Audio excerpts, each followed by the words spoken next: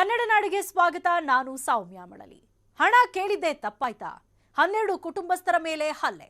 ಪೊಲೀಸರು ಇದ್ದಾರಾ ಇಲ್ವಾ? ಮೈಸೂರಿನಲ್ಲಿ ಅನಿಷ್ಟ ಪದ್ಧತಿ ಇನ್ನೂ ಜೀವಂತವಾಗಿದೆ. ಬಹಿಷ್ಕಾರ ಪ್ರಶ್ನಿಸಿದ್ದಕ್ಕೆ ಹಲ್ಲೆ ಮಾಡಿದ ಆರೋಪ ಕೇಳಿಬರ್ತಾ ಇದೆ. ಟಿ ನರಸೀಪುರ ತಾಲೂಕು ಮೂಗೂರು ಗ್ರಾಮದಲ್ಲಿ ಒಂದು ಘಟನೆ ಆಗಿರುವಂತದ್ದು.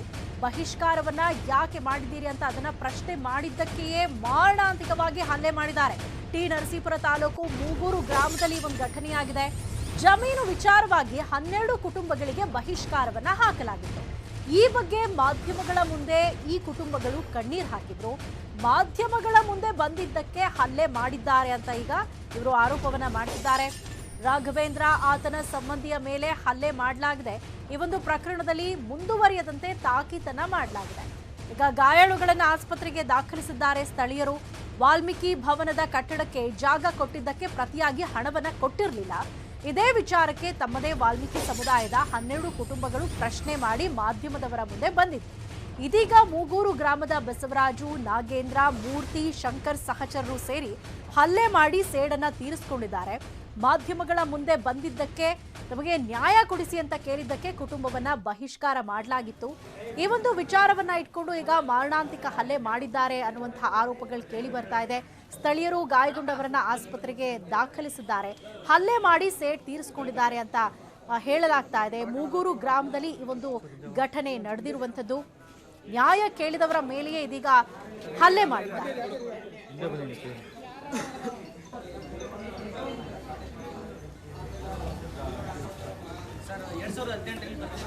ಸೊ ನಾವು ದೃಶ್ಯದಲ್ಲಿ ನೋಡ್ತಾ ಇದ್ದೀವಿ ಗಾಯಾಳುಗಳಿಗೆ ಯಾವ ರೀತಿಯಾಗಿ ಹಲ್ಲೆ ಮಾಡಿದ್ದಾರೆ ಅಂತ.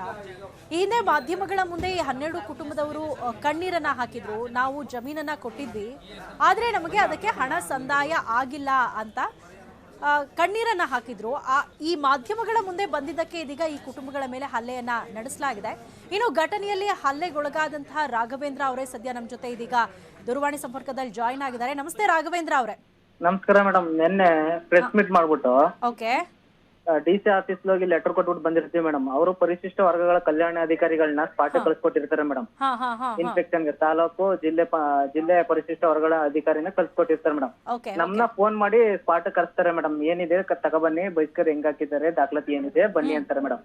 ನಾವು ಸ್ಪಾಟ್ ಹೋಗ್ತೀವಿ ಮೇಡಮ್. ನಾವು ಸ್ಪಾಟ್ ಹೋಗಕ್ಕೂ ಮುಂಚೆನೆ ಈ ಯಜಮಾನ್ರುಗಳು ನಮ್ಗೆ ಏನ್ ಬಹಿಷ್ಕಾರ ಹಾಕಿರ್ತಾರೆ ಅವರು ಒಂದು 200 ಜನನ ಸೇರ್ಸ್ಬಿಟ್ಟಿರ್ತಾರೆ ಮೇಡಮ್. ಹೆಂಗಸರು ಗಂಡಸರು ಎಲ್ಲಾರನ್ನೂ ಸೇರ್ಸ್ಬಿಟ್ಟಿರ್ತಾರೆ ಮೇಡಮ್.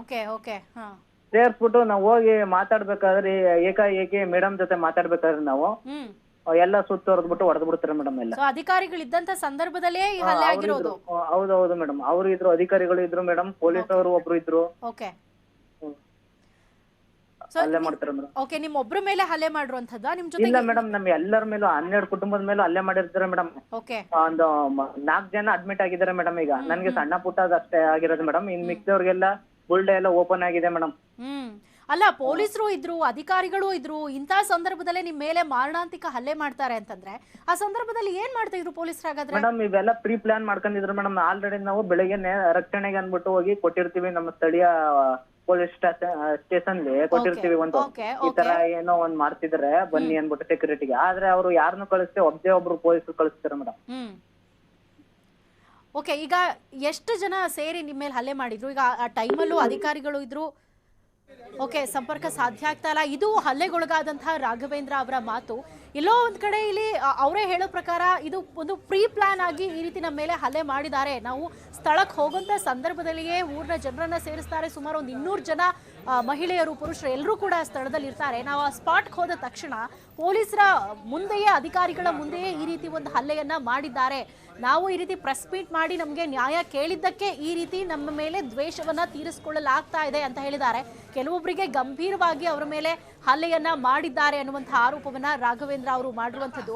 ನಿಜಕ್ಕೂ ಕೂಡ ಇಂದಿನ ದಿನದಲ್ಲೂ ಈ ರೀತಿ ಬಹಿಷ್ಕಾರದಂತಹ ಪದ್ಧತಿಗಳು ಜೀವಂತವಾಗಿದೆ ಅಂತಂದ್ರೆ ನಮಗೆ, ನಮ್ಮ ಒಂದು ಸಮಾಜಕ್ಕೆ, ನಮ್ಮ ಒಂದು ವ್ಯವಸ್ಥೆಗೆ ಯಾವ ರೀತಿಯಾಗಿದೆ ಅನ್ನೋದನ್ನ ನಾವಿಲ್ಲಿ ಗಮನಿಸಬಹುದು.